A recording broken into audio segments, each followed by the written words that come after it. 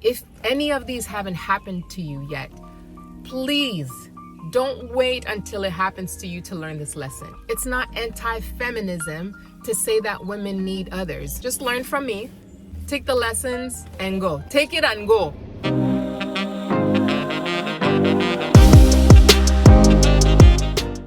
Rise and shine, people of God. In today's video, I want to discuss how hyper independence is actually hurting you. For many, many years, I really believed that being overly self-reliant and independent was being strong. But what if I told you that mindset was actually holding me back? I really think that our culture glorifies being overly independent, to the point that it's causing us to become so self-absorbed and almost block out the very necessary help, support, and community that we absolutely need. I mean, even God designed us to need each other.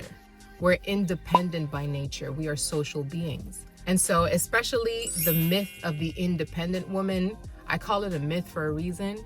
I had fallen for that trap very earlier on. And there were two particular moments in my life that I can recall that really helped completely shift my perspective. The very first one, unfortunately, I had to get really, really sick. I remember getting so sick. I was pregnant with my daughter and I had a fibroid that had grown, I don't know how many centimeters, I think all the way up to 13. And it grew so quickly that the doctors said that it was degenerating inside. So it couldn't feed itself fast enough with my hormones to stay alive. So it was dying on the inside. And that destruction was causing me a crazy amount of pain. I was in so much pain, I could barely walk. And I had two really great friends who are still great friends of mine till this day, who helped me through that journey. And when I tell you, right before that, I was this go-getter, adventurous, ambitious girl who barely ever really felt the need to rely on others. But when that day happened, I said, oh no, I need people. I need women. I need these girls. I need people around me. I cannot do this alone. I was so frail. I was so vulnerable. And like I said, I could barely walk.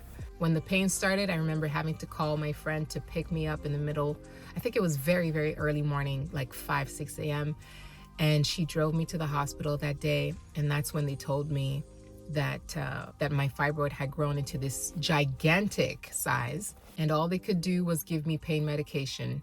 It wasn't in a place where it was safe enough to remove. And I was pregnant, I had the baby, so they just didn't want to play with it. So I had to live with it. I had to live through the pain and just use pain medication. But it lasted for weeks. And so I was living with one of my other girls at the time, one of my homegirls. And she would have to help me in the middle of I could cry. She would have to help me get up in the middle of the night just to go to the bathroom, just to do my essentials, okay? She had to help me get up and move around. I was walking with a cane. I mean, when you get to a point where you're so vulnerable that you have no choice, it's not even a decision. You have absolutely no choice to rely on others. It is such a reality check. I mean, had I been a not good person, had I been someone who didn't invest in my friendships, someone who didn't take people seriously, the people in my life, like I said, right before, I was extremely ambitious, which I still am. I'm still that go-getter, but I invest so much more into the people who surround me. But at the time, I was doing, I would say, at least the minimum to have friends and to keep my girls around and have good friendships. But it wasn't as conscious as it became right after. And I remember after that incident, I said to myself, I gotta love on these girls hard. Not only as a sign of gratitude for helping me through that very, very scary time, but also almost as insurance. Let's keep it real. Almost as insurance that if ever, God forbid, something like that would happen again, I know that I can count on people who I not only pour into, but who also pour it back into me. So that's a sign of real community. And that's what I want to encourage you to do, is have community, and not just people that you just simply say, hey, those are my homies, those are people I kick it with. It's like, no, people that you can genuinely be interdependent with. People that you can count on, that can count on you unconditionally. Because when I tell you, when life gets real, when life starts lifing, you're gonna need these people. And these people are gonna need you. The second very traumatizing, and I don't say that lightly, very, very hard experience of my life where I realized that I needed people was actually when I officially became a single mom. So after I gave birth and my baby girl was just a newborn and I was completely on my own. I had moved into a townhouse by myself and the loneliness kicked in. And the people that showed up for me, I never forgot, because again, I had fallen into an even more vulnerable state. So being physically impaired is one thing. Being emotionally, psychologically, mentally, spiritually completely drained is another beast.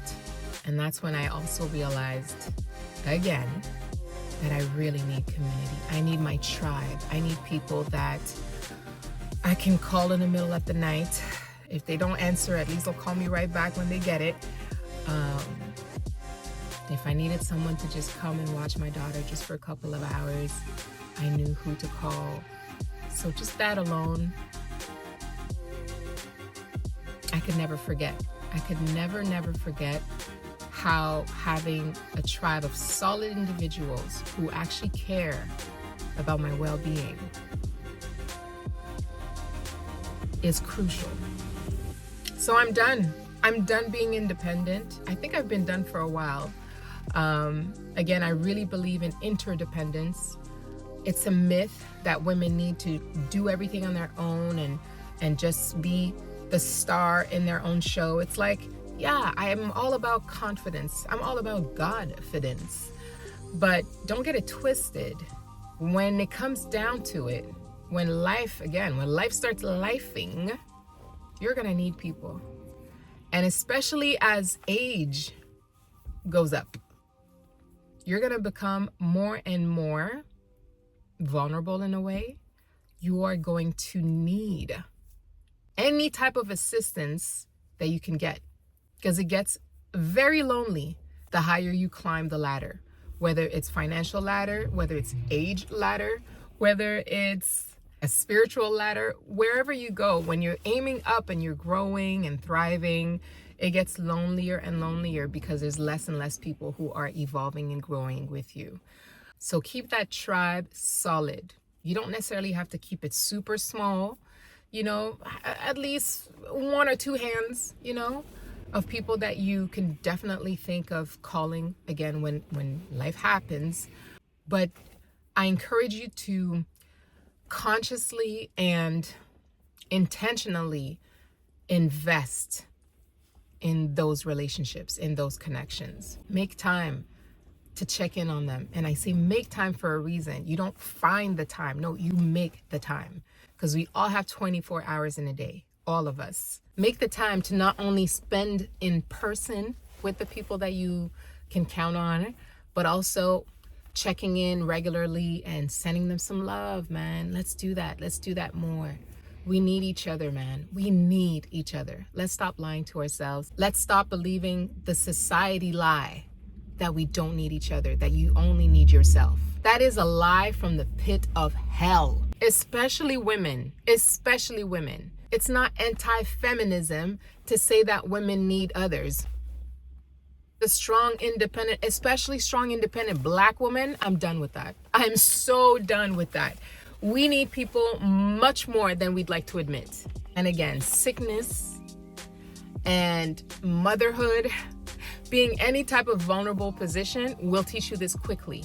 But if any of these haven't happened to you yet, please don't wait until it happens to you to learn this lesson. Just learn from me, okay? Take the lessons and go. Take it and go. And thrive and succeed, and just invest in those communities, invest in those connections, in those relationships. Build that solid foundation with your tribe, and you will not regret it. You will thank me later. That's it for today, y'all. I hope you enjoyed these nuggets, and I will see you in my next video. Well, I'll see you tomorrow because we're doing this daily. Make sure you comment, like, and subscribe. It's free and it really helps to support your girl. And I'll see you tomorrow. Love you.